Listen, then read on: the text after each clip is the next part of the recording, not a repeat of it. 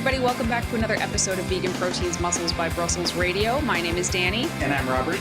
And this is episode 213. So, we have Robert Cheeke here, who I think we mention on almost every single podcast. Your name comes up in some capacity or another. So, look, guys, I'm not making it up. He really is my friend, okay? He's here. So, we're here doing the Providence, Rhode Island Veg Fest this weekend. Yeah. And we're lucky enough to have tables next to each other. So how'd you feel about February in New England? Oh, it was fantastic. I mean, it was cold that one night. It was rather chilly. Brisk, one might say.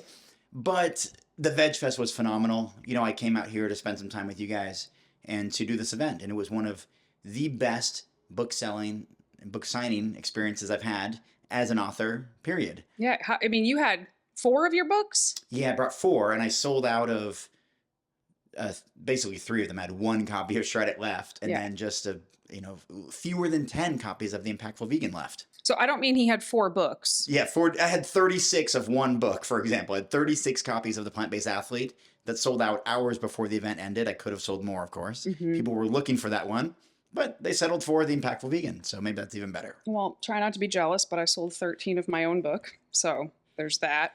Just kidding. That's not really what we're there for. Our book is like a kind of bonus thing that's on the table, but it is always funny. Whenever we're on tour with Corinne with Vegan Strong, he was so good at selling my books that he printed his own book, and now I don't sell a single book on the Vegan Strong tour anymore. Yeah, Corinne can sell pretty much anything. Yeah, it's pretty impressive, actually.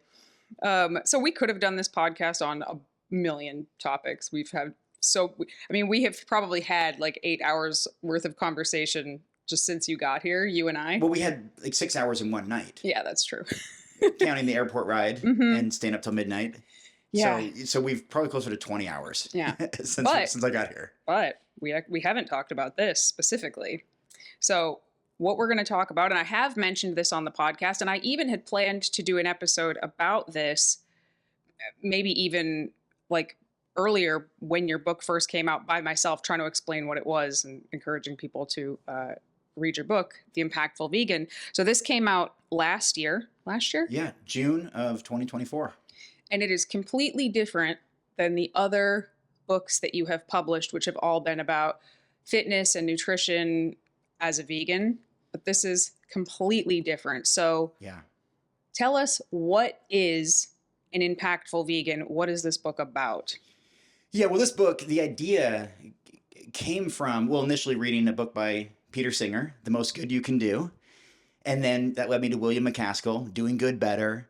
And then Nick Cooney, How to Be Great at Doing Good. And it was this whole theme of doing good, helping others.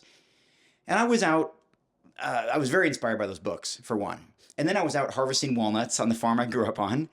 And that's where that's where I get my ideas. That's where I got most of the ideas for all of my books or other major endeavors that I've embarked on. I'm out there thinking by myself, out in nature for hours at a time. And that's when I realized that, you know what?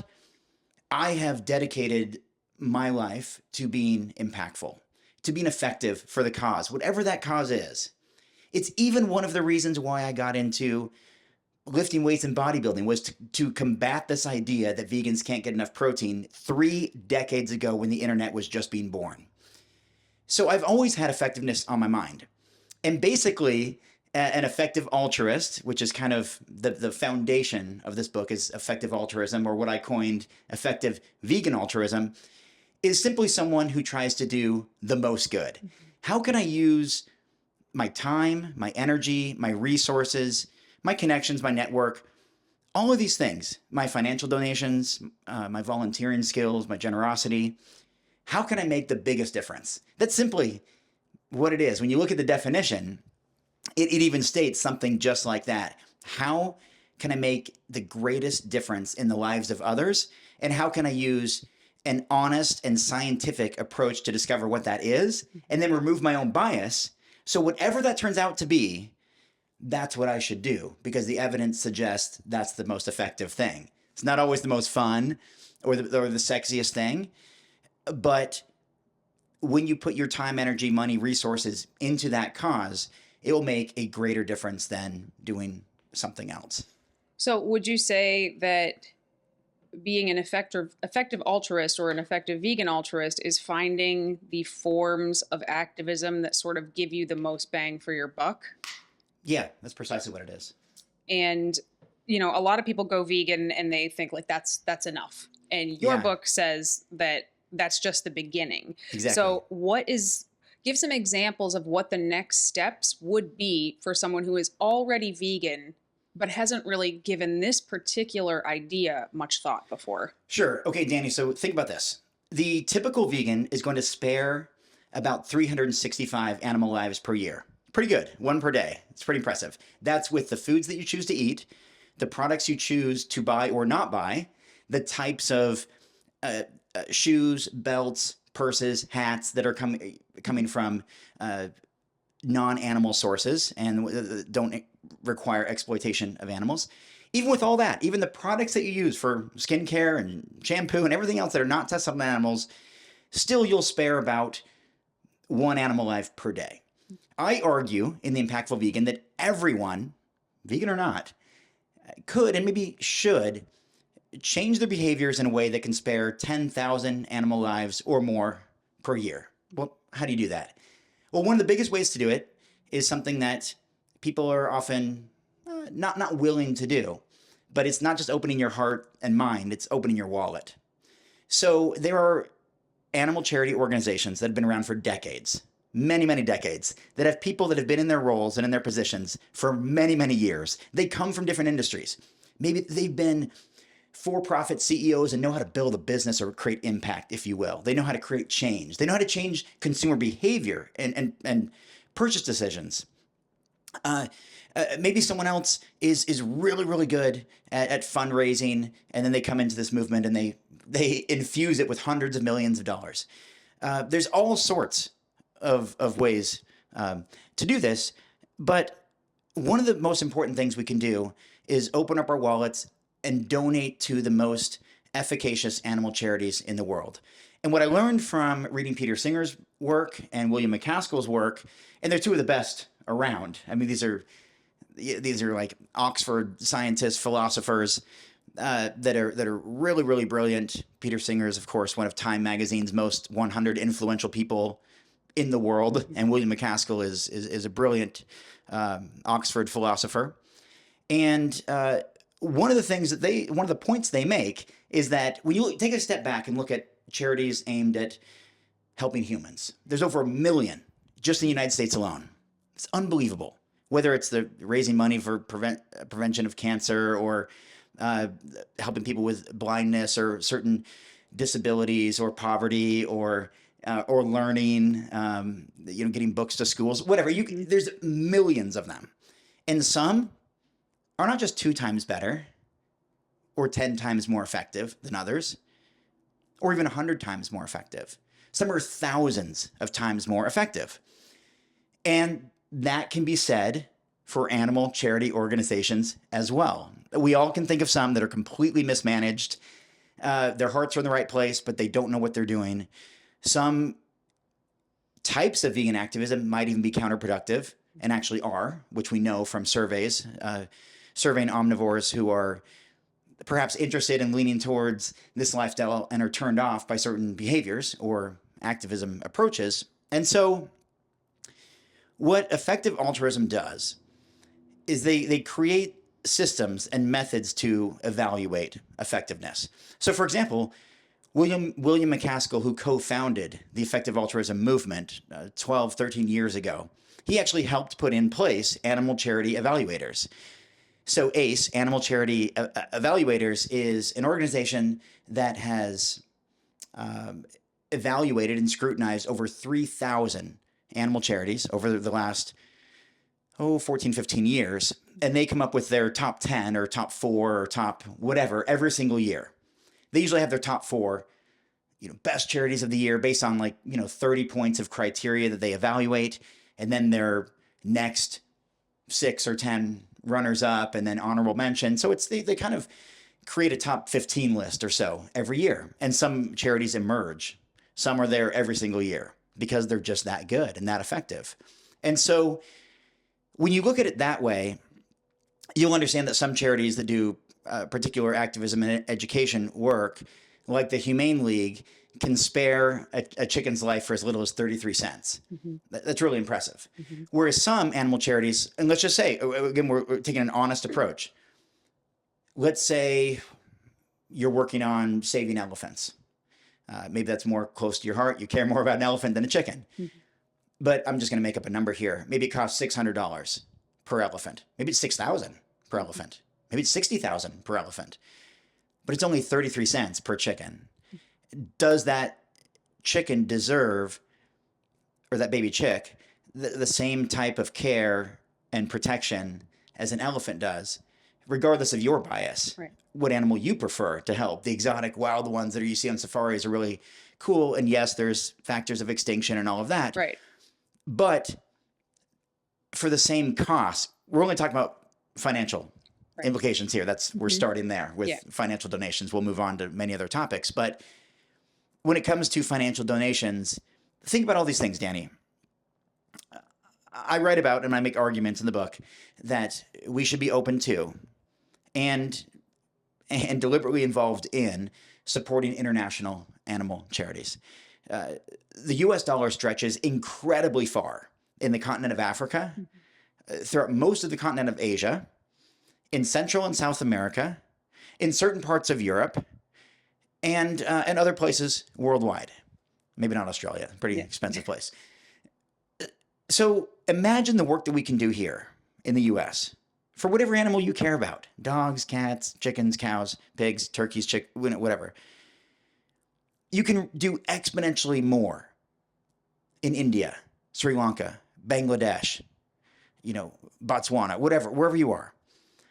And we should remove our regional bias, our proximity bias to our own city, town, state, country, because so often, and I put these examples in the book, and there's many throughout the book, that let's say your neighbor's cat gets hit by a car. It's unfortunate, still living.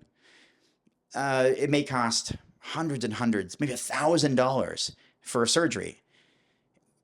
You have an emotional bias to your neighbor's cat. You've seen your cat, maybe you've pet the cat a few times, maybe more than that. The cat comes to your house sometimes and says hi, looks through the window. But on the other side of the world, out of sight and out of mind, there are cats all over the streets, sick, struggling, dying, whatever. And we don't seem to care because it is out of sight and out of mind. And you could help one cat here in the United States for your $1,000. Or you could help rescue, protect, prevent disease, help spay, neuter, whatever, 1,000 cats in a poor country with the same amount of money. Take farmed animals, which is really what the Impactful Vegan is aimed at. It's the underappreciated. That's why there's a hen on the cover. The underappreciated animals that suffer in the greatest numbers to the greatest degree. Think about, again, your dollars. You want to help some chickens here in Kentucky, one of the big chicken breeding states in America, where barns have sometimes over 100,000 chickens in a single barn. Now imagine whatever animal that is, that farmed animal. Imagine in a poorer part of the world where weather conditions are far more extreme in many cases, where air conditioning is harder to come by, where cleanliness, clean water, clean air, clean facilities, veterinary care, medical care, transportation comfortability, the methods of slaughter are all less desirable in many cases, with being broad and without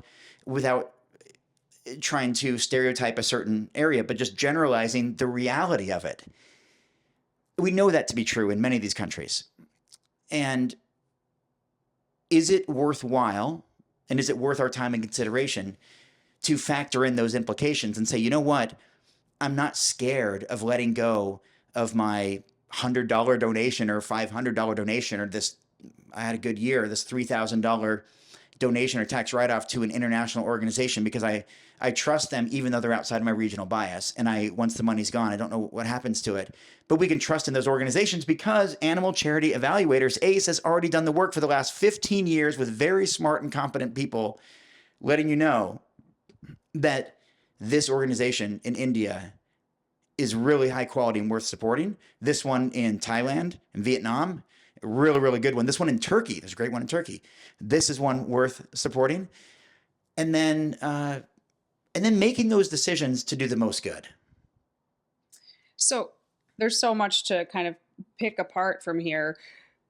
I totally understand what you're saying. And I was thinking a lot of these things before you got there, like our dollar stretches a lot further in other countries. So maybe it makes more sense if you're going to donate to other countries. And I think that most people listening will be able to wrap their heads around this concept that $600 to save their neighbor's cat could save way more animals if it went somewhere else. But I think even if people are able to understand the concept, I still think, and I'm curious to hear your thoughts on this, because I know you, and I know that if your neighbor's cat was hit by a car, or, you know, your family's pet needed veterinary care, I know you would likely, if you were able to, step up and do that. And I know that I would as well. And I have. Yeah. So in that exact scenario, actually, I raised money from my vegan bodybuilding community to help a friend's cat that got hit. So, of course, that was 15 years ago before I thought about these concepts. But I mean, if it happened right now, even understanding this concept, I don't think I could, you know, have looked at like a family dog and been like, sorry, little buddy, like this money will go a lot further somewhere else. Yeah. So there is certainly like a personal, emotional bias. Sure.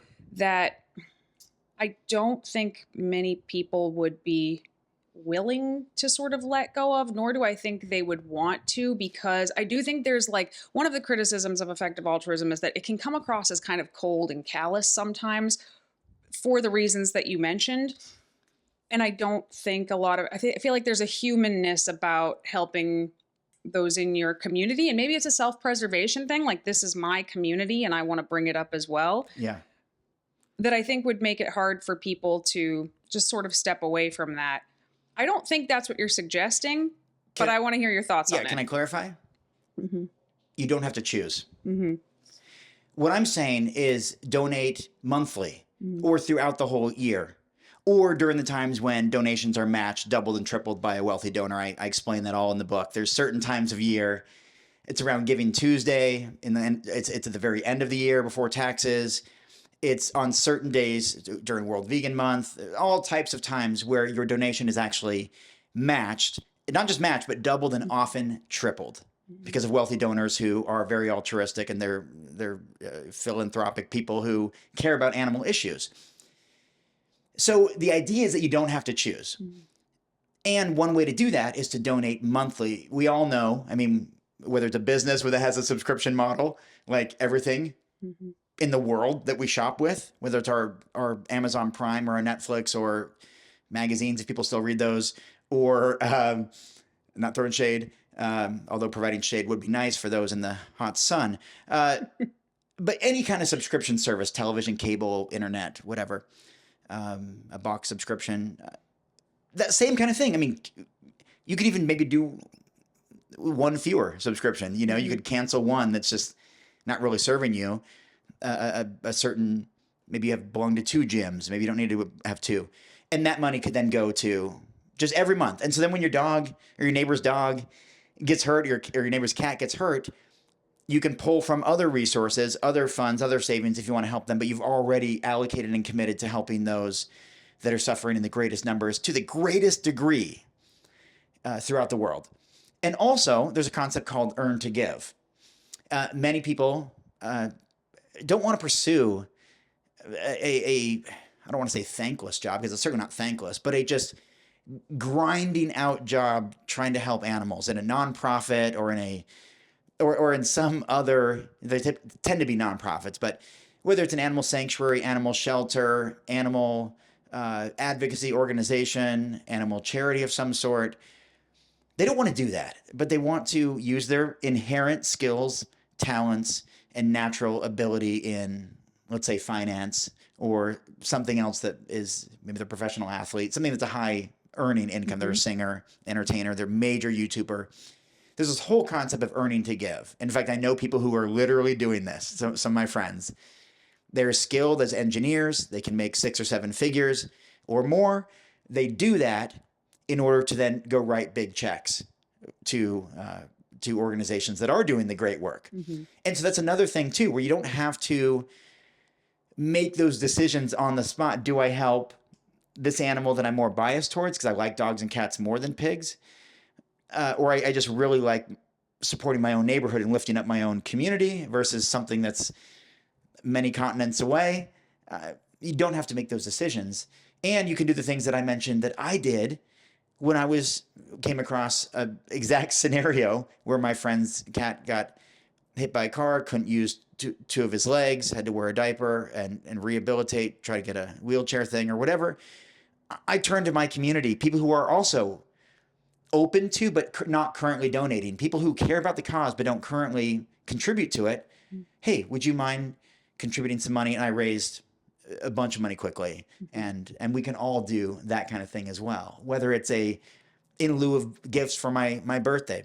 Shout out, I got a 45th birthday coming up soon. If you want to donate to a cause that I care about, not that I care about, but one that's effective and efficacious.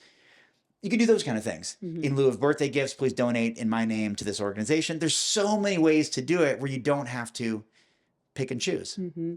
So a lot of what we've talked about so far has been financial. And I'm sure you're aware that one of the biggest, I would say, criticisms of effective altruism, and in this case, effective vegan altruism, is that it seems like it's all about money and who has the most money. And a lot of the biggest effective altruists are really just the people that make the most money. And of course, have decided to put it towards good, but it kind of excludes it excludes people that are not privileged enough to be in a position to even give $10 a month to something, which those are very real people. So I want to hear about some non-financial ways to pursue this idea. Yeah, well, I'm glad you brought that up, Dani, because that's one of my biggest criticisms and critiques as well. I'm not someone who has a lot of money and who historically has not had a lot of money, and someone who doesn't always have the best relationship with money. Yet I have claimed in my book that's been read by thousands and thousands of people that I personally am able to spare over 100,000 animal lives per year when the typical vegan, not the typical non-vegan, I'm talking about the typical vegan spares 365, less than 500. I claim, based on mathematics and probability and calculations and things that I can back up and have shared in my book, that I can spare over 100,000 animal lives per year without having a lot of financial resources. Well, how do we do that? There's so many ways, and I gave so many examples in the book. But let's just start. Can you give it just a couple? Yeah, let's just start with our strong V. Something I created. It's an acronym that I made up, and that describes our skills, talents, resources, other strengths, network, generosity, and volunteering. So I am a gifted writer. I just am. I'm sure I got it from my dad. I am very, very good at writing. There's a lot of other things that I like to do, like goofing around on social media and spending time sitting in the sun and watching basketball and all of that. But if I could find the focus and allocate my time and write really quality books and do really quality work, you know the results of my books. I've got one book that's a New York Times bestseller. It is in 9 languages worldwide, including in numerous poor countries and developing countries. And in major countries throughout the world. It's impacting people, which then influences their decisions, their thought process, their purchase power, their ability, that one book alone, to build their bodies and challenge the narrative that you can't build your body with plants, which then inspires the next person, or they're an example for the next person. And then, I mean, you showcase and reveal all these professional world-class athletes who are doing it. And this idea spreads, and then people change the finite amount of calories they're going to consume in their lifetime. So, and that affects supply and demand and animals that are going to be bred and raised specifically to be slaughtered for human consumption. So I use my skill as writing to share that. Now that may not be your skill. I know it is, but someone listening, that may not be your skill. I've also used fitness as a vehicle. When I became vegan, I barely weighed over 100 pounds. My true authentic goal, aside from personal interest in getting bigger and stronger, was to show people unequivocally that you can build your body without animal protein, fully on a plant-based diet. I became a champion bodybuilder as a vegan. I basically created the vegan bodybuilding movement. I opened doors for so many other people who have come and far exceeded anything that I ever did but someone had to kick that door open, and I did it. And I was on magazine covers. I've written 6 books, working on a 7th. I've toured for 21, my 21st year on tour. I've been to 5 continents. I've been in probably 5 to 10 documentaries. I use fitness as a vehicle, and so do so many other people. I give examples in the book of someone I met just randomly at an animal rights conference. We kind of exchange info. You know, maybe he recognized me. What do you do? Again, a very tangible example.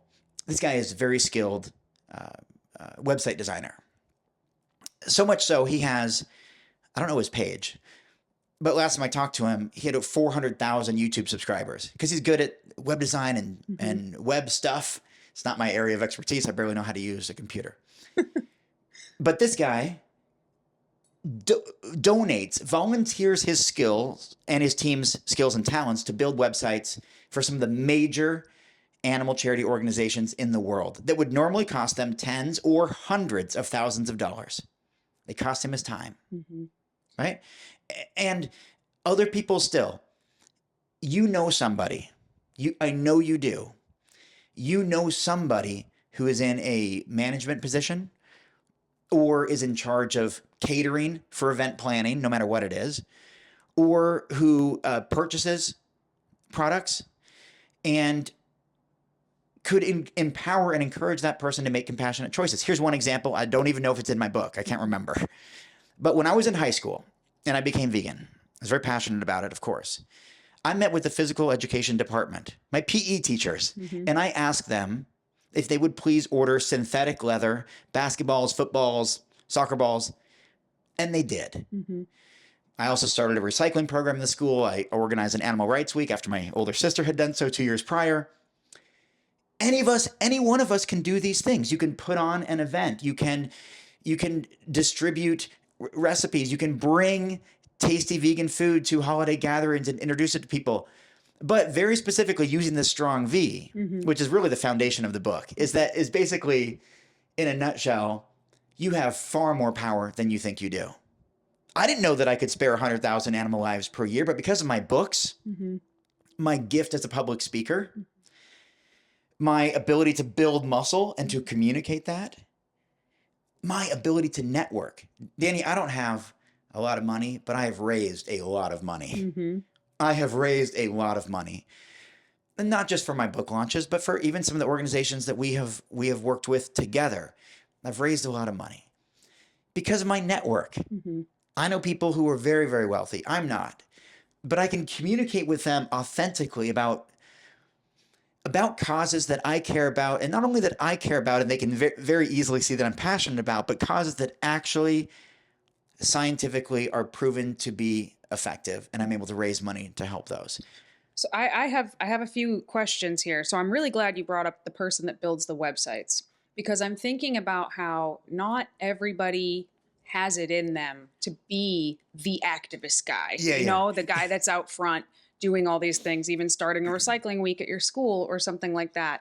So I'm wondering, you know, I'm thinking, my brain is spinning, and I can think of like a million things now that you mentioned the website. Like, okay, people that have this skill could do this, and they never even need to put their face out there at all. Exactly. Or make any extra effort. They're just doing what they do, but do it in a way that supports different organizations. So I have another question. Please. For a lot of people, you know, they might be vegan and already kind of be doing some of these things that you just mentioned. Bringing really tasty food to vegan potlucks is a good example that I think most of us just do because we're like, this can only be good, right? Only good things can come out of this. So is there even a line between just like what we have historically thought of as activism versus effective altruist type of activism? Yes. Okay. What's that? I will tell you. I don't even know. No, I think I put some of these examples in the book. And that's the thing. When you write a book, right, I literally had 5 complete chapters, completed, edited with an editor and everything removed. I wrote 1,000 pages actually, and only 300 made it into the book. Right. I mean, I have an actual document of 500 pages that's just backup material. Didn't make it. Part 2. 40 pages I never even typed up. I hand wrote, never even typed up. There's a lot of material out there, but I do believe I put some of these examples in the book that, you know, a lot of us have our favorite forms of activism, and we're convinced that what we're doing is the best thing because we like it. It makes us feel good. In fact, it makes me feel really empowered. So some examples I gave, that there are people that I know who go out there and hold signs about animal suffering and all of that. And here's just one very clear example. I saw someone post on social media that they were out there holding a sign about animal cruelty in the town square or whatever. And after 2 hours, they had 2 conversations with people. 2 people stopped to talk to them. And my initial reaction was, thanks for putting yourself out there, but what a profound waste of time.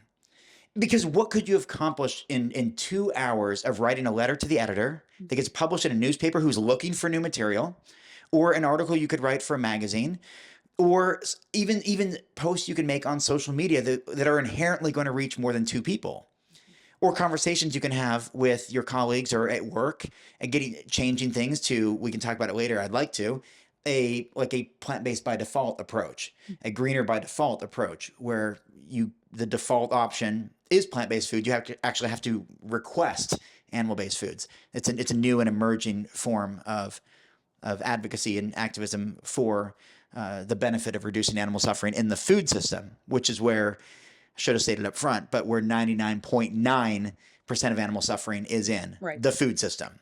Sometimes we think like we're really empowered. Like, I'm the voice for the voiceless. I'm out there. And my point was, and I forgot to actually conclude with it, is that the person who said, yeah, I was out there for hours and only talked to 2 people, but I'm going to get back out there again tomorrow. And people were like, yeah, you go.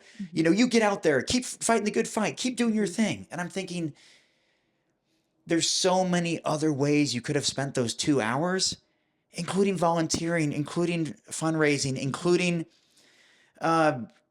physical work on an animal sanctuary, helping out that way, talking to people in other scenarios where they're not repelled by your sign that intimidates them. And furthermore, we also understand that most people in today's society are not persuaded by images of animal suffering, because we see it every single day of our life on social media and in videos, both human and non-human animal suffering. We see it all the time. In fact, I interviewed a young college student. It's in the book.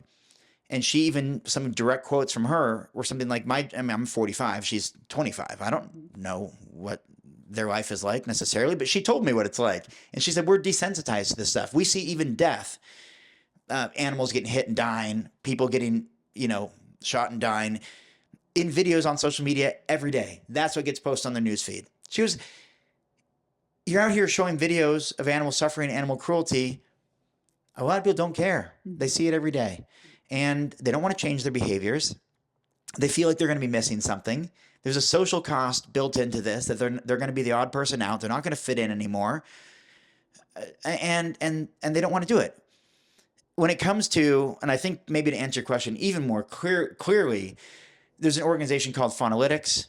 They're also one of the top recommended animal charity organizations to consider supporting. They are the largest animal research library in the world, animal advocacy research library in the world, online at faunalytics.org, I believe. And they do a lot of surveys. And so they've actually calculated and have been able to determine what's more effective: billboards, documentaries, celebrities, 30-day vegan challenges, news stories, social media, holding signs, throwing red paint on people like it's blood. But not only what's best, they're able to rank all of those. Right. Because they've surveyed omnivores and have determined, thousands of them, by the way, and have determined their likelihood to change not just their emotion, but change their behavior of exploiting or eating animals based on a given type of advocacy. I don't know if you've read that part of the book, but would you? Yeah, I have read the whole book. Yes. Do you know or remember what those best practices are? I don't. Donating money. But as far as the activism part, as far as like the media, billboards, celebrities, like that. That's besides donating. I mean, I don't remember the actual list, but I would think documentaries, not necessarily animal suffering documentaries, but documentaries as a whole, they seem to be very impactful from my interactions with people. Public speaking, things like that. Looking up to people that are also plant-based. I mean, probably some climate change information being out there as well. But I'm curious. Go ahead. Okay. Tell me well, what they I'll are. tell you. You might be surprised. Documentaries are fairly neutral.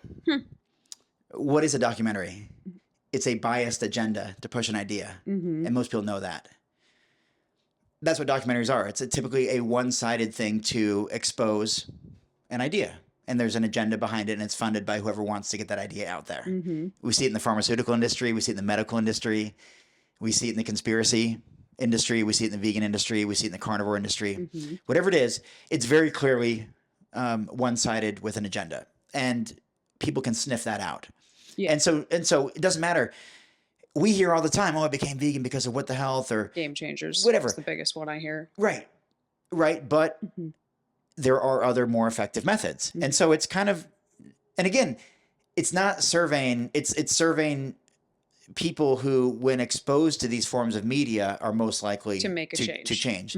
Not necessarily those who are already vegan and revealing. Right. I'm the worst person to ask probably, because it was animal suffering videos that made me go vegan like that. Well, but apparently that's rare. And me too. But you are not your audience. Right. Right. That's our story. That's not our audience's story. And I learned that very quickly as a new vegan, that did not work on most people. Yeah. And it is less likely to work today with, again, as the aforementioned, desensitivity and videos that we're exposed to on a regular basis, or just cruelty. So don't keep us waiting. What is it? So, believe it or not, the most effective things are news stories that strike emotion in people, that people might see on television or in the news, newspaper, online. Examples like cow escapes from slaughter truck type of thing. Yeah, or a factual news story about, a link between the food that we eat and cancer and heart disease and all this kind of stuff that wakes people up to a reality. An example I use in the book is 𝐿 Ed. 𝐿 Ed, and I'll tell that quick story. Many people may not know his vegan origin story. I used it in the book. 𝐿 Ed loved to eat chicken. They had his order memorized at KFC. That he just a typical, typical Brit, I guess, or a typical person in the Western world. And a friend they were ordering pizza, and they were ordering different animals on their pizza, and he never thought much of that, putting chicken or pigs or cows on their pizza. And a friend kind of questioned that, and he kind of brushed it off, like, "What's this guy talking about? Like, this is what we eat." But then he saw a news story. While he had leftovers from KFC in his fridge, he saw a news story on the BBC. It was a truck carrying 7,000 chickens that tipped over and crashed, killing 1,500 of them on impact. Hundreds more had flesh ripped off their face, broken bones, broken wings, legs, all these different things. And he felt really sad about that. He felt empathetic. And then he asked himself, so the story goes, he asked himself, like, is this animal's life, taking this animal's life equivalent to appeasing my own taste buds? Like, for the food, he's feeling empathy and sadness for these chickens that they're just trying to live their lives, and they're in these tight cages on big trucks, and it crashed, and 1,500 dead, hundreds more injured. Yet he's eating them because he's kind of desensitized, out of sight, out of mind, how they're produced. And then it said he basically asked himself, is their life worth satisfying my own taste buds? And it was that news story that decided to make him change his behavior, and he went on to become one of the most influential vegans today. So news stories are very effective. And I don't totally get this one, and I don't love it, but social media is one of the most effective ways to communicate. That.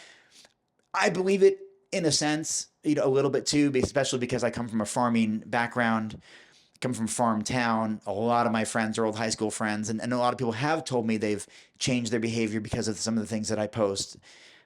So I can kind of get that. And things spread really easily, Right. like a virus. They spread, or like a contagion, which I wrote about in the book as well, how contagions spread. And so these ideas get spread. And then another one is actually I'm very proud of is books. Books tend to be more authoritative, even more so than documentaries. The problem with books is they don't get read by very many people. Right. So books scored the highest, the very highest as far as persuasiveness to omnivores or non-vegans. Right. But in front of a smaller audience. In front of a smaller audience, therefore less effective than news stories and social media. What might be surprising to you is that celebrities not all that effective at all. Why? You know what celebrities do? They're not early adopters. They wait, no matter what it is, whether it's gay marriage, Ukraine war, politics. They wait to kind of gauge, see how their audience responds before they take a side on something. They're very rarely an early adopter of an idea because they're so worried about their fan base and losing what they've built. Interesting. And so what celebrities do, and I gave examples in the book with Oprah and Twitter, for example. Celebrities can help push things over the edge, but they have to get to a certain tipping point first before celebrities will get behind something. So an example I gave in the book was that Twitter was brand new all those years ago, 15, 20 years ago, whatever it was, Evan Williams. And I actually met Biz Stone. He's a vegan guy. I interviewed him. It's on YouTube. He's the co-founder of Twitter. Met him once at Farm Sanctuary. But Twitter was mostly something that people used in Silicon Valley and actually out here in Boston, Cambridge areas, real tech centered, not really geographically centered. It had users, but it wasn't really getting traction. But then Evan Williams was, he was doing well, but not like big time, but it was doing well. But then Evan Williams was a guest on Oprah, who at the time had the #1 show in America, who you can even hear her clips, I think, or read them like, I'm doing this whole tweeter thing or whatever. And something like 28 million people signed up after that. There were millions already. There were millions already. But she just pushed it over the top. Right. But then sometimes celebrities get credit. Like Oprah would get credit for that when really the infrastructure was set up by all these hardworking people. And there were millions. And it was very likely going to get that tipping point anyway. But we lean a little bit too much on the celebrity influence of something. And so we think that this celebrity athlete, the celebrity musician, the celebrity actor is pushing veganism further than it really is, when it's the organizers, the grassroots people, the community organizers within the vegan and animal rights and animal advocacy communities that are doing the groundwork, that celebrities are just waiting until it bubbles up a little bit and then they push it somewhere. And then they get a lot of credit when it's really these people who've dedicated decades of their lives to lay the foundation. Right. I mean, I'm only thinking this on the spot and I shouldn't even say it because it almost seems like ego based. But let's say like even the Game Changers was built on decades of the work that I had done, that you had done, that other people had done. And of course, I support the Game Changers. In fact, a perfect example, I raised $100,000 for the Game Changers. Right.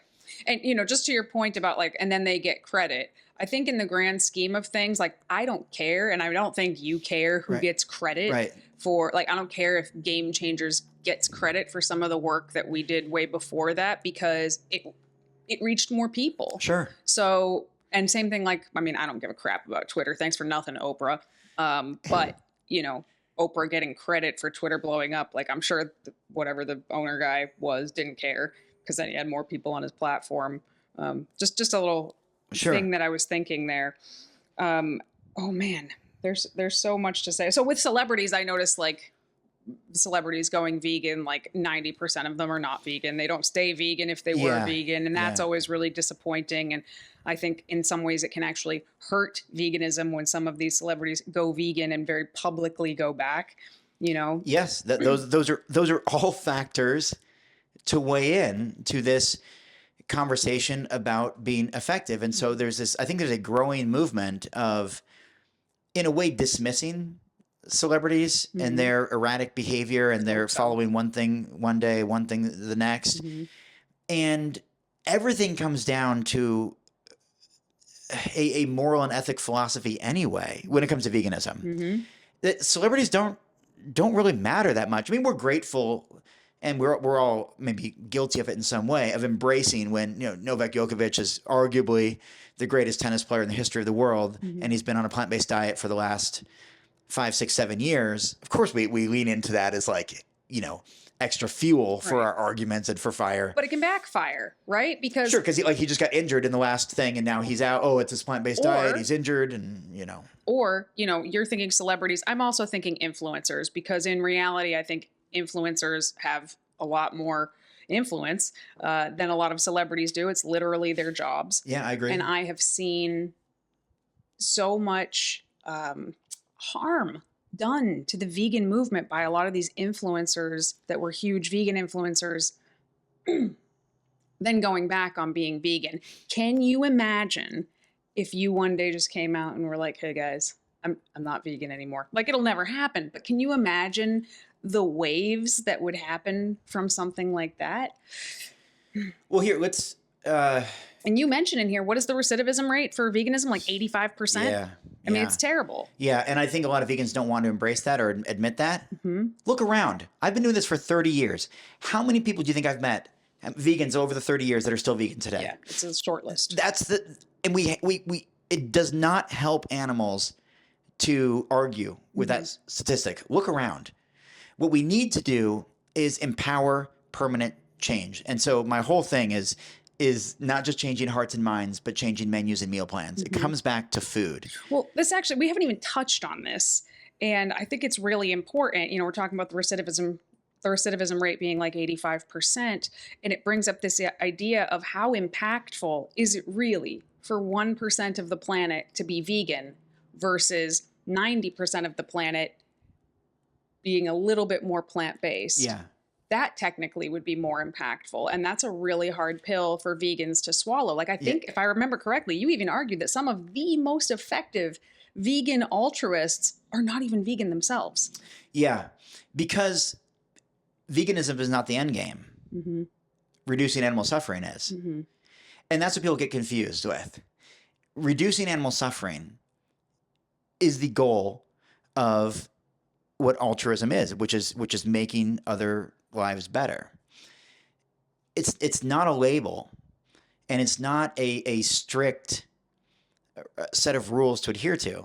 Now, I follow the definition of veganism, and everything that I use, consume, wear. I don't make exceptions. I don't eat honey just because it's convenient, even though that's a controversial topic. I don't eat cheese when it's accidentally brought out on my meal instead of throwing it away. I don't just bite the bullet. Which could also be a controversial topic, right? Yeah. Like, I do the same thing. I wouldn't eat it either, but I also recognize it's almost pointless for me to throw it away. Yes. But I'm still not going to eat it. Right. I'm the same way. And it's mostly the yuck factor, the gross factor, and actually a bit of personal ego.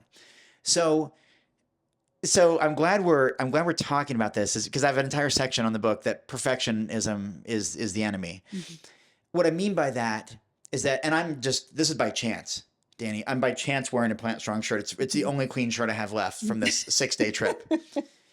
But I do make an argument for the fact that you don't buy, I don't care what your spending habits are, who you are, even if you have a last name Kardashian, or maybe, but you don't buy 6 pairs of shoes every single day of your life, 365 days a year, every year. You don't buy 6 belts every single day. You don't buy 6 hats every single day.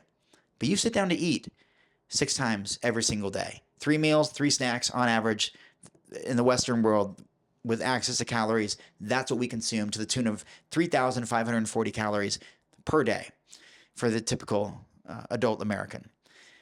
What that means is that your decisions about food, what you put on your fork and what you put on your plate, matter more than anything else. And that's why 99.9% of animal suffering is in the food system. I say that because there are a lot of people who follow the Plant Strong, which I'm wearing right now, or the Esselstyn family, Campbell family, or Forks Over Knives approach. They may wear leather shoes. They may even buy leather shoes. They might go buy a leather belt. Yeah, it's a horrible industry. It's horrendous. But every single day they eat plants. They never, and they stick with it. they adhere to it because they're part of a community. They're part of a lifestyle system. And in fact, it might upset some people. People say, you know, often I became vegan for whatever reason, but I stay vegan for the animals and blah, blah, blah. But we know that's not true with the 84% recidivism rate. But for whatever reason, a lot of people stick with a plant-based diet for health and wellness. And the fact that they 6 times a day are not contributing to unnecessary animal suffering. They what? They buy one pair of shoes, leather shoes or leather belt that lasts them for the next 3 years for shoes, 10 years for the belt. Right. But that person's not vegan. Right. They are absolutely not vegan because they still exploit animals. Right. But are they doing greater good to reduce animal suffering than one 100% pure vegan that influences nobody? Right. And actually sometimes turns people away because they're I probably clarify the lowest ranking. That is one of my questions. The lowest ranking type of advocacy is the in-your-face, what we call disruptive protest, throwing paint on people, trashing grocery stores, making huge scenes. It's like the people with megaphones, you know, some of the highly religious people with megaphones screaming on the street, you mostly run away from them. Right.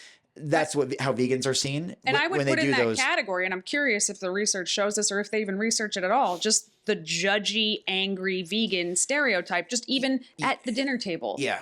You know? Yeah, that serves you and serves your ego and serves the fact that you're speaking up for the voiceless. It doesn't serve animals. Right. And same with, if there's a little bit of, you know, when Beyond Meat was at Del Taco all those years, there's a few little shreds of cheese on tacos.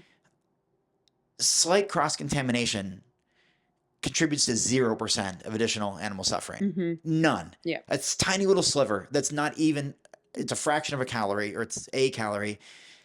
Yeah. This does not matter. It's gross, but it's a gross factor. It's happened to me. It's happened to you. If I see it, I take it off. Yeah. I'm like, ugh, and throw it away, and then I just eat it. It's different than having like a whole Beyond Burger that has a big slice of cheese. Oh, sure, on it, sure, you sure. know? But, or shredded cheese over your whole salad. Yeah. So those things are all personal bias, and a lot of times it is an ego, holier than thou. I'm more vegan than you. I'm more pure. I won't touch it. I mean, I used to be that way. I used to, I'm going to Subway, can you please change your gloves so you don't touch meat and make mine special, you know, wasting resources, wasting gloves, wasting plastic, creating this image of that person goes home and tells their family, I got this crazy vegan today. Vegans are such a pain in the ass. Right. Like, I hate serving vegans. Like, that doesn't help.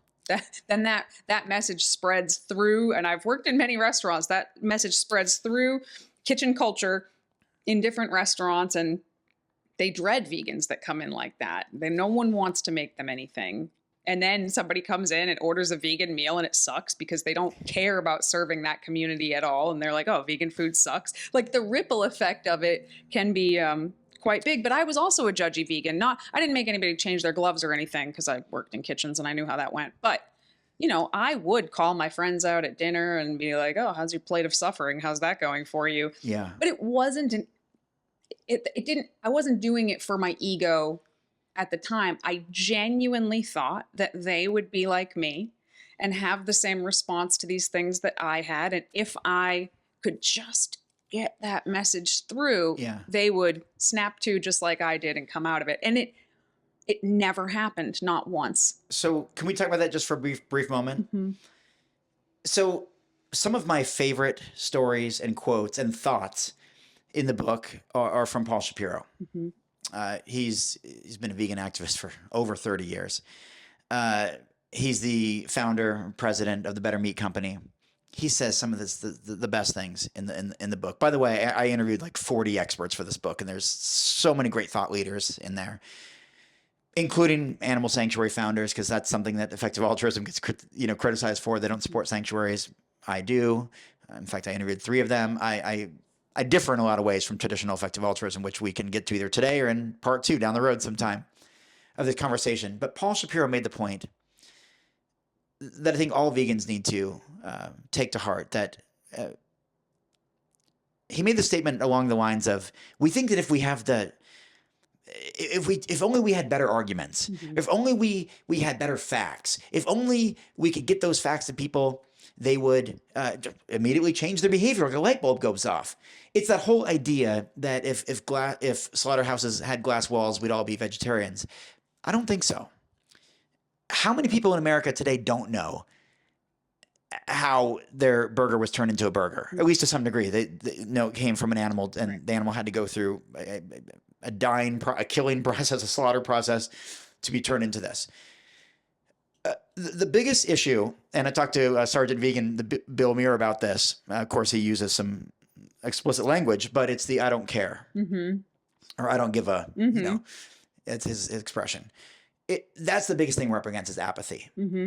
But along that note, Paul Shapiro also talks about, and that's where I got this entire idea for this section of the book called The Social Cost of Veganism, that it comes with a social cost. It comes from being criticized by your peers, by your family, by questioned all the time. You're always on the spot. You're always the token person who eats differently. We've got to change restaurants because of this person. In a room, maybe you've never met these people before. Oh, this is my friend. She's the vegan. Oh, can I ask you a question about protein?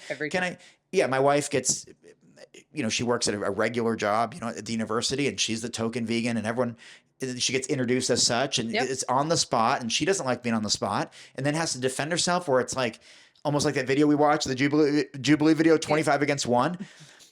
That's one of the reasons why the recidivism rates, Dani, one of the biggest reasons why. And Dr. Michael Clapper, who's been vegan longer than almost anyone we know, almost 50 years, said the same thing, that people grow tired of being the odd person out. They grow tired of defending themselves all the time. There is a steep, that's a word that Paul used, there's this steep built-in social cost to living this way that you have to accept, and it wears on people and it wears them down.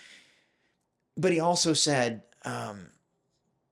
another great quote, I was reading it last night, it comes down to this point of, like you were talking about, how's your suffering meal, and let's have a conversation.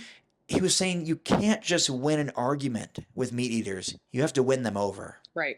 So you win people over by being likable. Right. By being understanding. By living by example. I mean, listen, trust me, I was rolling my eyes in the back of my head at VegFest when I had people come up to me just 2 days ago and saying they were vegan, but then they moved out here to the East Coast and, you know, near the Cape, and now they can't stop eating the seafood. And then, well, I have a little bit of eggs now too, and, you know, the protein. And I'm just like, I'm thinking, like, are you kidding me? I'm like in better shape than almost anybody here. I've been doing this for 30 years. I have no problem getting protein. I'm 205 pounds. I'm very strong. I trained 3.5 hours yesterday. But if you said that, right, they get defensive, walk away. And you have to validate. I would say, yeah. I said, yeah. And so I asked questions. I said, yeah. So what was the catalyst, or why, you know, why? And then we went into this longer discussion. This particular person was worried about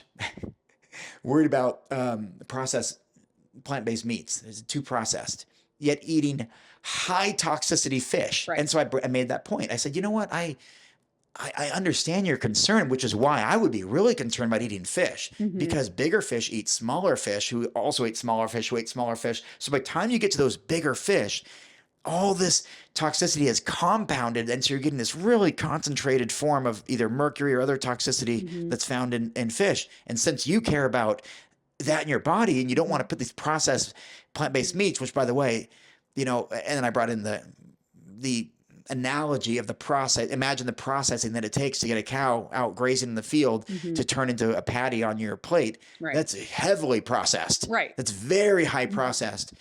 But I had to, you know, I couldn't just fight with her and say, well, obviously you have no moral backbone. I wish you would. Right. You clearly don't actually care. Right. You know, what are you doing here? Why don't you go home? I'm not going to say that, but some vegans will. Yeah. Yes, definitely. And when I was 16 years old, I probably would have said exactly that. But I learned quickly, thank God. I actually have a quote in the book, not to brag, but it was something along the lines of, like, people don't like to be told what to do. Exactly. They have to feel like it was their own idea in order to feel empowered to make change. And I think the way that we talk to people, live our lives, the attitudes we have when we're around people that are not like us at all, I think that's one of the most important things that we can do.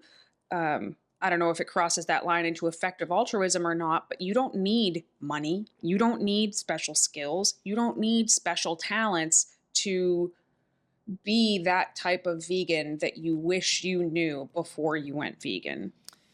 You know what, Dani, and I have no idea how we're doing on time or anything, but one of the really the easiest way to sum everything up in a 300-page book is to lead by positive example. Set the example, whether that is in physical fitness, whether that is in attitude, whether that is in personal health, whether that is in conscious consumerism, whether that is with empathy and caring about others and being that person that people say, you know, I want what they've got. I want some of that. Like I got that all weekend in Rhode Island with the energy that I had and the fitness that I was displaying and record-setting sales, almost record-setting. And, you know, a lot of it comes down to just lead by example. I also want to make this point just to make sure it's not missed, because it's, again, something that that Paul Shapiro pointed out, and it's been one of my talking points for my presentations. In fact, I have even more Paul Shapiro stories I want to share if there's time, but one is very important. Dani, if I were to ask you or your listeners, I'm going to look at you listeners for a moment, so apologize. Sorry. I'm going to look over here. If I were to ask you why you became vegan, if you're vegan, or why you eat the way that you eat, or why you have your value system, or why you live the way you live, but as it relates to veganism, you would say, oh, I'm vegan for the animals, my health, and for the environment. In some sort of order. It might be health, animals, environment, whatever order it is. That's what vegans say. For 99% of the rest of the population, those three things are nowhere near the top of their list. They're not even in their top 10. Why do they eat the way they eat? You want to know? Tradition. You want to know? Culture, social reasons. Yeah, keep going. Convenience, Taste. cost. Yeah. Yeah. The way I say it, and you rattle off many of them, I just have like an order that I say them in, but taste, cost, convenience, religion, heritage, family structure, societal norms, social pressure, and simply what they grew up doing, you know, inherent habits that were built in, the foods they ate from when they were born, and all the other social pressures and availability of said foods. They don't care about animals. They don't care about the health. They don't care about the environment. They show us with their actions. People eat hot dogs. I mean, that should tell you enough right there that people don't care about their health. People eat an insane amount. As you know, 85% of the calories that we consume are processed junk foods and animal protein. Let me throw out some numbers for you. 80% of people surveyed claim they eat fast food once per week. 37% of people eat fast food every single day. 37 in America. 20% of people in America eat at least one meal in their car. 73.6% of Americans are overweight. 42.5% of Americans are obese. The average individual calorie consumption is now up to 3,540 calories per person. That's not to body shame anybody. That is to sound the alarm that we have a health crisis because we have been convinced and conditioned to eat certain foods. Why? I can tell you exactly why. I can tell you exactly. Thoughts. I'd probably go down a totally different road. But if I can go for 2 minutes here, because I rehearsed this. I'm ready. Late last night, hoping to be able to share some of this in our conversation today. We didn't start fencing in animals to confine them, to eat them until the late 1800s. We didn't start large-scale factory farming until the 1920s, and that was with chickens. Chickens were the first victims. There was an agricultural law passed in 1933. I forget the name of it, but it was to create government subsidies for agricultural animal farmers. 1933. We created an obsession with protein after the World Wars, rebuilding of a nation.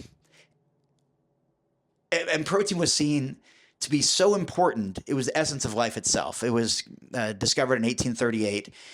And we associated in the late 1800s and early 1900s, we associated protein with animals. It makes sense that we're eating their muscle tissue that they built through amino acids, and they built this protein, and we eat that. We invented microwaves in 1945. TV dinners came out about a decade later. The rise of fast food restaurants and family diners was a booming industry in the 60s and 70s. In our industry, the discarded byproduct of the dairy industry creating milk and milk products. There were, curds and whey and casein and whey, and we created this supplement of really a discarded product Of trash. yeah, around the 60s and 70s, which now is a multi-billion-dollar industry of something that's has become a carcinogen basically with insulin-like growth factor 1. But our obsession with protein and association with animal protein started in the late 1800s and into the 1900s, and then around 1992 is when they launched the Beef is What's for Dinner campaign. And the very next year was the Got Milk campaign for the California dairy producers. And these went on to become some of the most successful campaigns in history. And this conditioned us, including many people who are alive today. I'm in my mid-40s now. We grew up in an industry that normalized the industrialized factory farming system. We normalized the food system of chicken nuggets and hot dogs and corn dogs and fish sticks and milk that was required to have. You couldn't go to recess unless you drank your milk. And these were all government subsidies. For example, a real tangible example, I worked at a summer camp for many, many years. And I was even one of the adult staff organizers after I was a camper and then a counselor and then junior staff, worked my way up. And I learned more of the nuances, which was that milk was free, but we had to pay for orange juice. So what do you think we're going to do with a small budget for a lot of poor kids coming to the summer camp? We're going to make sure everyone's fed milk. And so some of those things we overlook, the significance of individual campaigns like Beef It's What's for Dinner and Got Milk, because that shaped an entire generation and how they viewed nutrition. And here we are now, only been doing this for 100 years or so, of confining animals for human consumption. And unfortunately, chickens and pigs often get the short end of the stick. They suffer to the greatest degree, which we can evaluate, which it might be for a longer conversation, but it's something called the 𝐃𝐨 score, the quality adjusted life years, which I could explain in more detail. And I have lots of examples, but it's a way to evaluate the degree that someone is suffering. And it's so interesting that William McCaskill says you can even evaluate the level of suffering that you might go through between losing your job, going through a divorce, or stubbing your toe. Right. And for animals, we can't talk to them, but we can assign a level of suffering to them. Yeah. So not to go on a tangent, but this is actually the 𝐃𝐨 score is one of the fundamental aspects of effective altruism.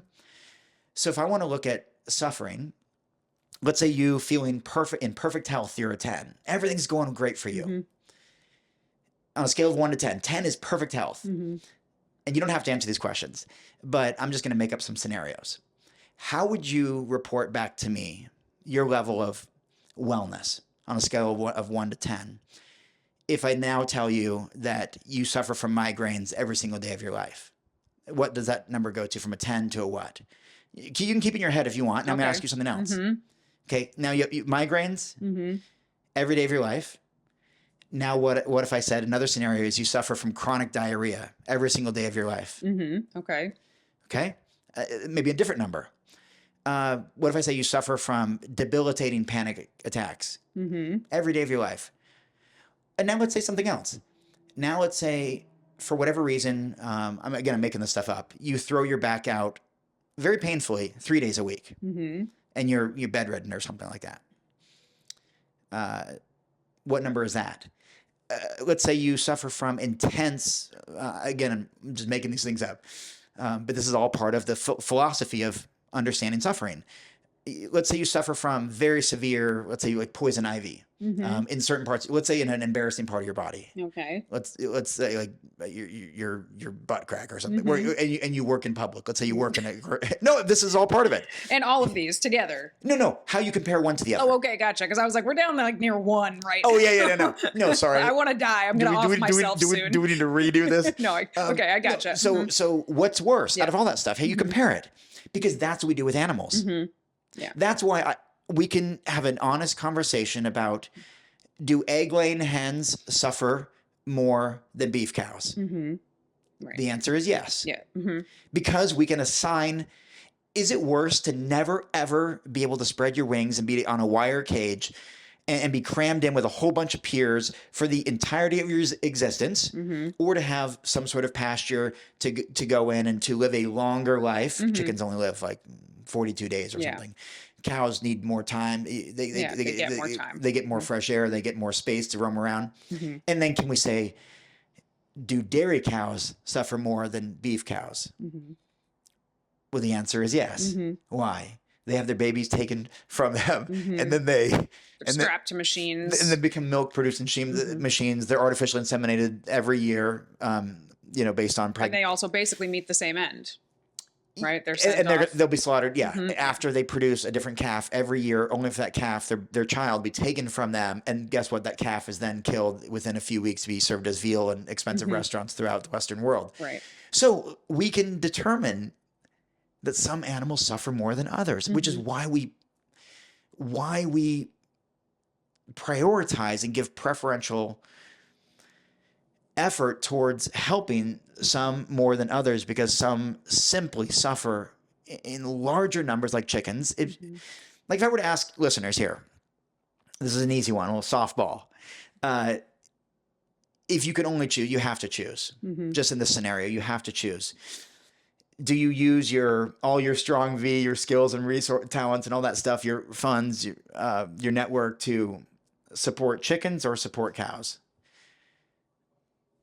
Well, the answer would be you support and help chickens. It takes about 175 individual chickens to create the same edible meat as one cow. To me, it seems like the number should be even higher. Yeah, it does seem like you're probably throwing away a lot of cow.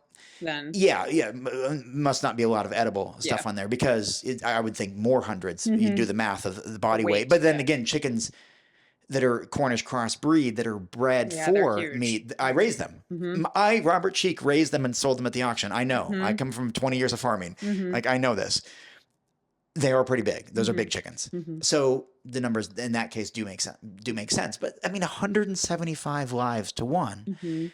That's why we focus on some animals over others as far as getting them the help and resources that they need. So a lot of the stuff you're saying, it's, obviously very true, but it is also incredibly depressing, right? And there are a lot of vegans and vegan activists I know that they get burnt out and they feel like they're just screaming into the void. Yes. And I know you felt like that. I know I've felt like that. And, how do you get to the other side of that and still believe that what you're doing can make any kind of a difference? Can it make a difference? Like, if you never actually get to see with your own eyes the fruits of your labor, so to speak, and the animals that are saved and the animals that are just not bred into existence in the first place, like, how do you keep going? I love this question. And we didn't rehearse this, but you set me up for one of the points that I really wanted to make. Beautiful. And so I'm glad we get to finish with this. One, can I add to the depressing aspect for a little bit? Please. So you're right. This is very depressing. It takes a lot. It takes a very strong person to stick with this fight for a long time. It's tough. But to add to the depressing statistics, there have been 11 peer-reviewed papers that show that industrialized animal agriculture is going to increase by anywhere from 62% to 242% between now and 2050. So I just wanted to interject real quick. The answer to when you were like, oh, why is this happening? My answer was going to be rampant, unregulated capitalism. So, and I still stand by that. And you kind of touched upon it quite a bit, but what you just said, 64%? 62 to 240% more animal agriculture between now and 2050. Does it give a reason? Like, does it explain why? Because my answer is always going to be, oh, well, money, bottom dollar capitalism. Someone needs to make money. Well, the biggest reason is because we're going from 8 billion people to 10 billion people. Okay, we need to feed 2 billion more people. We're currently slaughtering 90 billion land animals and over 1 trillion sea animals, mostly shrimp and small fish, and some large fish too. So that's the direction we're headed in. We're headed in this direction of 10 billion people on planet Earth by 2050 who eat a lot of meat, and agriculture going up by as high as 200, animal agriculture going up by as high as 242%, 11 peer-reviewed papers. That is very sobering. I even wrote in the book, it's difficult to write this. It's difficult to write this in the book when you actually place value on what that actually means for the animals. Take a step back and realize the scale of suffering that is going to ensue because of our insatiable desire to eat animals. That is tough. So how do we have any kind of faith moving forward? Well, let me ask you some questions, Dani. We just came back from the Rhode Island Veg Fest. Did we get there by way of horseback? Nope. We took a car, right? It was cold, was it not? It was freezing. Yeah. It was cold there. Did we heat our hotel room with whale blubber? No. We did not. I signed a near record-setting amount of books. Did I go outside and pluck a goose feather and, you know, or confine the goose and kill the goose to use the feathers to sign the books? No, I had a pen from the Comfort Inn. Why do I say that? We didn't stop, and this is from Paul Shapiro, by the way. We didn't stop riding horses because humans said enough is enough. We need to let these beautiful creatures live and let live. And people did not rise up and protest. We invented the bicycle and the automobile, and riding horses became obsolete, aside from the cowboys out west that still, by the 0 point something percent, who exploit horses in that way. We stopped harpooning whales because we invented kerosene and other methods of heating our homes. Right? We stopped using goose feathers and other animal feathers and squid-based inks and all this stuff because we found better ways. And so the reason I stay optimistic is because we reinvent ourselves all the time. We're innovative. The internet's only been around for 25 or 30 years. These platforms, we can even do this stuff. It's been around just for a couple decades. AI has been around for a few years. Electric cars have been around for a few decades. Things change all the time. And my father is a brilliant PhD professor in animal science, has some great quotes in the book too and he actually got a PhD in, it's kind of funny, and he even said he had passion for it. I've been reading his memoir. He had a passion for forages. He was passionate about alfalfa and wanted to learn all about alfalfa, which is a very common crop for dairy cows, and it's very water intensive. My father made the point, and his brother is a PhD physicist who honestly, many years ago predicted all of these hurricanes that are happening now throughout the southeast United States. Because he's a cold temperature, he's like a cold temperature water physicist who predicted all this stuff. My dad, same thing. He said, this is just not sustainable. Well, that's what I was going to say. We cannot keep raising 90% of all soybeans that are fed to animals, all this alfalfa that's way more water intensive than almonds or the things that people try to get us to care about, avocados or whatever, to feed to dairy cows. And then there's a feed conversion ratio. But we also, if there's 2 billion more people on the planet, and we're going from 60-something% to 240, 220% of the current rate of animal agriculture. We would need a whole other planet to do that. So literally, even if that's the projection, how could that even be physically possible? We don't have the space for it. We do. You remember the state of Wyoming you drove through? Yeah. Montana. They're massive and nobody's there. We would have to just encroach on all these other areas. But even some of those places you can't farm to make the food, to feed the animals. Okay, maybe it's very technically possible. This is a point my father made. And this is a point that some carnivore people make. In defending raising animals is that you can grow grass in some of those areas.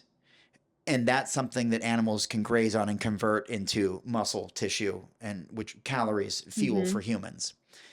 I mean, I've been in all these. I mean, I live right next to Wyoming. Yeah. I drove through it recently. I've I've seen just bizarre places where cows are, where you think there's nothing around. There's sagebrush, there's dirt, there's dust, but grass grows certain months out of the year. Then they use hay, that's been harvested elsewhere and they use other feed supplements, a lot of grains, soybeans, corn, that kind of stuff.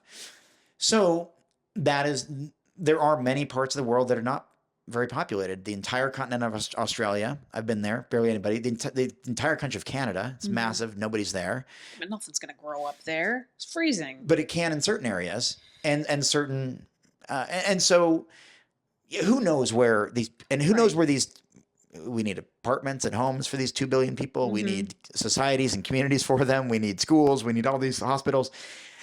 And that's another thing too. We may just collapse the healthcare system too. Well, we may just collapse as a society in general. You want that podcast? You let me know. Me and Sawyer, we're ready. We are ready. That's very real though. And Dr. 𝐃𝐿 Campbell has said this numerous times, and I quoted him, I think, in the past, that I don't know, we could cut the healthcare cost by 80% if everyone moved to a plant-based diet or more of a whole food plant-based diet. And so, yeah, it's sobering. It's scary looking ahead of what 2050 might look like in a world that in this capitalistic society, with heavily government subsidy society, where taste, convenience, and cost went out. But there's also 1,400 different companies working on alternative proteins right now, and not just the Beyond Meat and Impossible Foods, but precision fermentation, and cellular meat, and so many other things that what are I think consensus approach of the experts interviewed in this book is that people will adapt, just like we adapted to the way that we move our transportation methods, the way that we heat our homes, the way that we use different things, the way that we communicate through video calls now, and we adapt from flip phones to a smartphone. No one liked it at first, and no one wanted to use a little stylus, or then a BlackBerry wheel, and then a touch screen. And I believe, and so many people I interviewed believed, when I asked them about a vegan future or any hope for a more compassionate future, everybody agreed it's not going to be because we have an ethical worldview that we share. We can't even agree on how people with different religious beliefs should be treated, or how women should be treated, or how minorities should be treated, or how poor people should be treated. And we have conflicting religious groups, 2 billion here, 1 billion here, 900 million here, 500 million here, 80 million here. We're never going to agree on an ethical viewpoint that's a common thread among all of us as a society. That's never going to happen. But we've seen that people will adapt to the food they eat, and as long as it tastes good and it's affordable and it's convenient, they'll eat it. Like I said, no one knows what's in a hot dog, but they eat it anyway. So if we can make hot dogs and burgers and pizza and the food that a lot of people in the Western world eat, if we can make it through cellular technology, which requires very little animal exploitation, through precision fermentation, which, very little, if any, animal exploitation, and with a combination of plant-based meats, all of those could eventually win out. Possibly take some of the government subsidies and move it to something else that's more sustainable for the planet, and less animal intensive, because that alone will drive the cost up, which in turn will make it more expensive and probably less convenient for most people to get it. So then a lot of it comes down to taste. If two things cost the same, are both equally convenient, and taste just as good as one another, I think there are a lot of people that would choose the plant-based option if all other things were equal. And that's really, as we finish up here today, that's kind of the punchline that I'm getting at, is that, I said it early on too, like, how do we go from sparing 365 animal lives to 10,000 or 100,000? It's because of the decisions and choices we make every single day. Oftentimes it is the same price for the product tested on animals or not tested on animals. Just pick the more compassionate one. oftentimes it is the chicken or the plant-based chicken that the price is pretty close these days, for at least for in many places. Walmart, I shop there all the time. I don't have a problem. I'm not above that, or I don't have an ego that I only shop at high-end grocery store. I don't anymore. I want to create demand at the world's largest grocers. I go and it's comparable price, or almond milk, or other non-dairy alternatives are so price comparable these days. You just make those decisions over and over and over, and those stack up and those compound, and soon you have a more compassionate society, even if it's almost by accident, like a plant strong approach or a forks over knives approach of just making those plant-based food choices, leading by positive example. And then I encourage everyone, if you can just find it within your heart, within your wallet, to have an impactful vegan bucket, just put some money in there. And then at the end of the month or the end of the year, donate it to one of the most effective animal charities in the world. Name your top 3. You said Funalytics. Yep. The Humane League. And I will say the Good Food Institute, because they're doing so much forward-thinking research, working with international governments to prepare them for a cellular meat and alternative meat future. And so they're doing really, really innovative work. I also like Dharma Voices for Animals. I contribute to them, and I don't shy away from supporting animal sanctuaries either.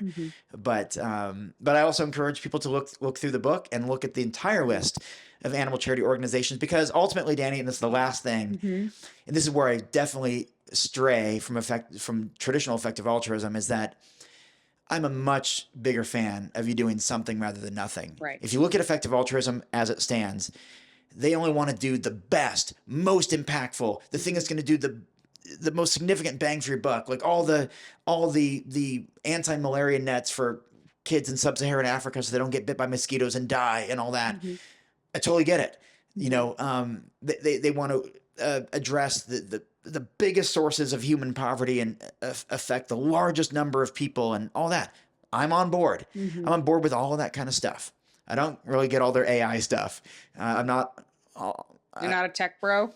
No, I don't follow all the effective altruism, artificial intelligence stuff. But what I will say is that doing something, even if you can't do the most good, do some good.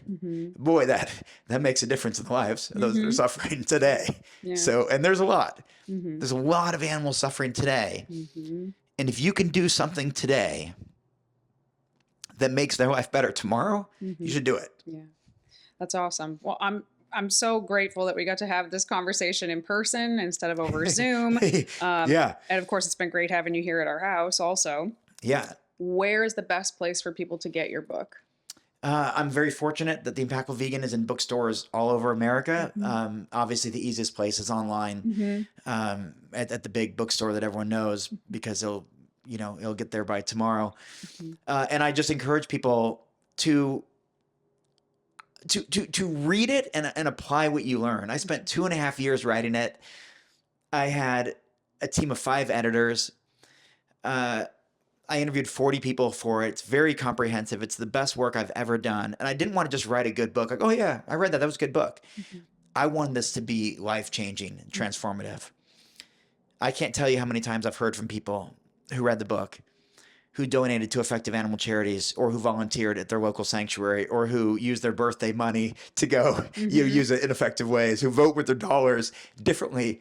And I can't tell you how many organizations I've heard from, including animal charity evaluators who writes to me, Funalytics who write to me, Humane League who write to me, Dharma Voices for Animals who write to me, other organizations who write to me and say, Robert, we received a donation because someone read your book. And even as we sit here today, it has only 5-star reviews on Amazon. There's 136 last I checked. There's not a single 4-star review, not even one.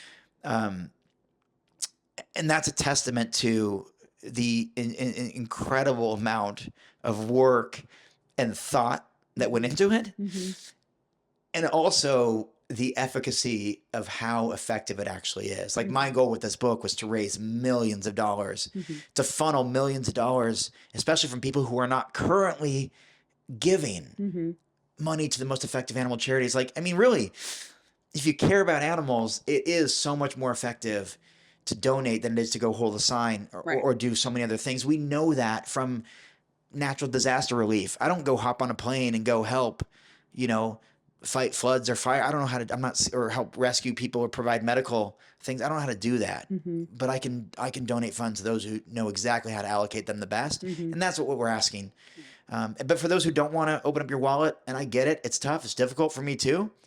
There's so many things that you can do with just the conversations that you have, the social media platforms that you use, the donations of even old blankets you don't need to animal sanctuaries so they don't have to go buy stuff, or used, vegan cookbooks you don't use anymore. Get those out there in thrift stores and libraries. Allow people to discover them. Donate them to auctions to raise money for organizations. Use your technology skills. Use your people skills. Use your department manager decision-making skills to make compassionate choices. And we can all get involved. And it just starts by taking action today. Awesome. Well, thank you, Robert. If anybody wants to reach out to you directly, what's the best way to do that? Yeah, well, the best way is probably by email, because I deleted all of my social media apps weeks ago as of the time of this conversation. Again, actually to be more effective and productive as I'm writing new books. That's the way that I'm at my best. And so it's email robert.cheeke@gmail.com. I have plenty of email addresses, but they all point to that one Gmail one. Awesome. And maybe someday I'll get back on social media. It is an effective tool, but for now, I empower all those others who have their loud voices there, and let me do my quiet voice with a pen and paper and a keyboard, and I'm going to produce some awesome material. I believe it. And that's knowing thyself, and that's what I'm good at. So that's what I'm getting back to work to write more. Awesome. Thank you so much for being here. If you guys have any questions, you can leave them in the comments below. If you're watching this on YouTube, you can email Robert. You can email us, always, coach@veganproteins.com. If you're interested in any kind of coaching, veganproteins.com. Those links are also in the show notes and description. So once again, thank you so much for being here, Robert. My name is Dani. And I'm Robert. And we'll talk to you soon. Thank you so much. Bye.